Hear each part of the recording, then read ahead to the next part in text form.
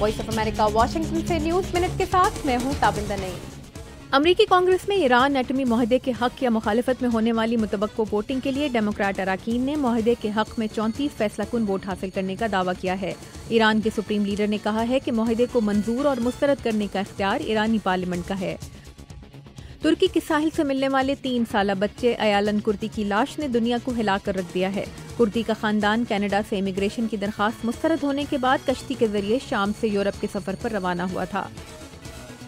Hungary में police के रुकावटें हटाने के बाद सैकड़ों पनागजीनों ने बुदापेस्ट के ट्रेन स्टेशन पर डेरा डाल रखा है। हंगरी के रहनुमा पनागजीनों के बहरान से निमटने में यूरोपीय यूनियन की नाकामी पर बरहमी का इजहार कर रहे हैं।